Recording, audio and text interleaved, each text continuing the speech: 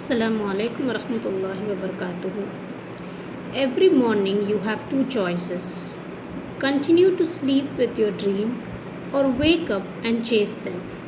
With this, I would ask you children not just to have a dream, but try and work hard to achieve them. In this video, we are going to see the second lesson, Quality, by John Galsworthy. First, let us see who John Galsworthy is. He was born in the year 1867 in Kingston Hill, Surrey, England. He died in the year 1933 in London, England. His nationality was British. His works were mostly on fiction and drama.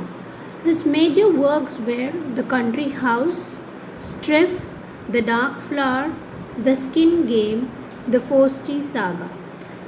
The Fawsty Saga is a very famous book written by John Galsworthy, and he is also a Nobel Prize winner. Yes, so with this we have come to know about John Galsworthy. Now let us move on with the lesson. I'll give you a short introduction about the lesson. So this story is about a struggling shoemaker's dedication to his work. The author knows him as someone who thinks and works with the passion of an artist, to the limit that the shoes he makes are masterpieces in themselves. But in the end, the story tells us about the sad loss of art and quality in today's world of mass-produced big brands and consumerism. So here in this lesson we are going to see a shoemaker who is very dedicated to his work, and he is as if an artist who has designed a masterpiece. So each and every work, each and every shoe that he makes is like a masterpiece. Okay, so he was very artistic, and he always think about satisfying his customer. Okay, this was about the shoemaker. And at the end of the story, the sadness is that the shoemaker's art and quality is getting lost in this materialism world, where the big brands and consumerization, that is a lot of advertisement is going on all around. There is a lot of competition in this. Competitions are going around us, with the brands, and different products are there. So in this competition, this man, the shoemaker, is lost his importance. So this was a short note about the shoemaker. So what are the characters are there in this lesson is the storyteller who is telling the story, and the Gessler brothers. Okay, so this is a shop, a shoemaker's shop. The name of the shop is Gessler Brothers. So here the author is talking about what he remembers about this old shoe shop. I knew him from the days of my extreme youth because he made my father's boots. He lived with his elder brother in his shop, which was in a small by street in a fashionable part of London. The shop had a certain quiet distinction. There was no sign upon it other than the name of the Gessler brothers. So here the author is talking about the shop. So this shop was seen in the London street, and it's a busy fashionable street. In that, this shop was just lost there because it doesn't have any look, beautiful outlook. Instead, it was a very old shop, doesn't have much look, and the only thing you can see there is the name of the Gessler brothers. The name board is there outside the shop.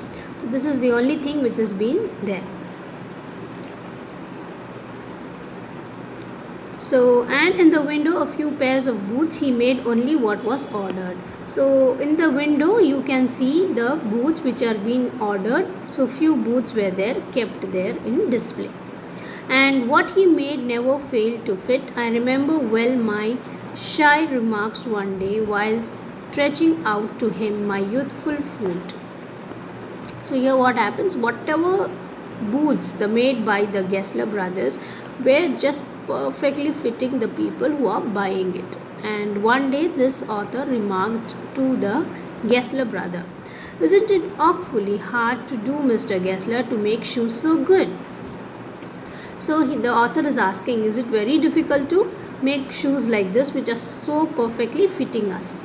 So the Gessler brother, he replied, it it is an art. So he says that making a shoe is also an art.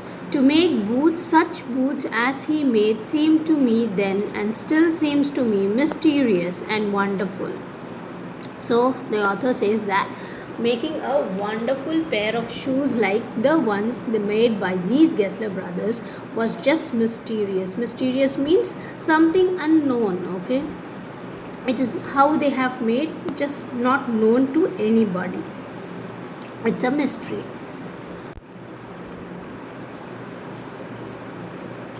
It was not possible to go to him very often. His boots lasted terribly, having something beyond the temporary, some essence of boots stitched into them. So here, the author was not able to go very frequently to this shoemaker, because whatever shoes he is making lasted for so many days. So it was not very frequently we can visit them. So unless the shoe is getting torn off. So whatever the work that is being done by the shoemaker is so intense that it is lasting for so many years. It is as if they have done something very magical thing to this shoe, which is lasting for so many years. One went in not as into most shops, but restfully as one enters a church, and sitting on the single wooden chair waited. So here it was not like other shops where you enter and so many things are kept in display and you just choose among them. Here they have to enter as if the entering into a church and sitting there in a wooden chair, and we have to wait for the Gessler brother to come and ask him what they needed. A guttural sound and the tip-tap of his boots beating the narrow wooden stairs, and he would stand before one without coat, a little bent in leather apron with sleeves turned back, blinking as if awkwardness from some dream of boots. So here, as soon as you go and sit there and wait for the Gessler brothers, he will make some noise and he is coming down the staircase. So as he comes, he is just not wearing anything, any coat or something. He is just wearing a leather apron, and he is been coming as if he has come from the dream of boots. Without a word, he would leave me, retrieving whence he came, and into the other portion of the shop, and I would continue to rest in the wooden chair, inhaling the incense of his trade. So as soon as the author orders for some pair of shoes, the man, he doesn't open his mouth at all. The Gessler brother is not saying a word.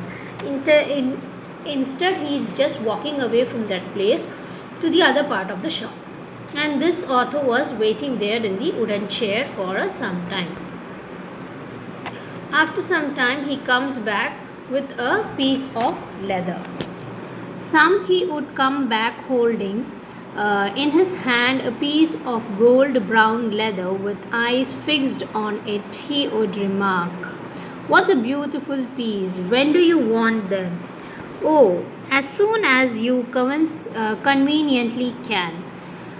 Tomorrow fortnight." But had it been my elder brother, he wouldn't said, "I will ask my brother." "Thank you, Mr. Gessler. By the way, Mr. Gessler, that last pair of boots creaked, I shouldn't have creaked." "It did, I'm afraid. You got them wet before they got themselves?"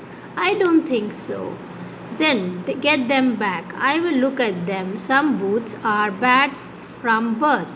If I can do nothing with them, I will take them out from your bill." So here the author is telling that a few days back I bought a boots from you, and they have been creaked. They have gone some trouble with the boots. So the Gessler brother, he is telling that no, my shoes are not like that.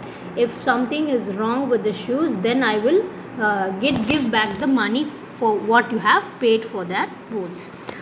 He looked at me for a time without replying, as if expecting me to withdraw or qualify the statement. Then he lowered his eyes and as if hunting for memory of those boots, and I felt sorry I had mentioned this grave thing. And as I moved to the door, I would hear the tip tap of his boots going up the stairs to his dream of boots. So here what happens, as soon as he told, he started thinking, Gessler brother started thinking, when did he make such boots which has been torn. So the author was thinking, why did I mention this to this man? He is thinking, he's gone to his dreams, when did he do, what he do, how this happened. He was thinking, because the shoemaker always thinks about the quality, that he has to give a best quality of boots, and he never thought about the money, how expensive the shoe is going to be. He always think about the quality of the boots he is making, and it must fit perfectly to the customer, and the customer must be very satisfied with his work. That is the only intention of this shoemaker. So here he says that he doesn't remember when he had made. Just bring those boots. If he is not able to repair them, he will pay the money back to this man.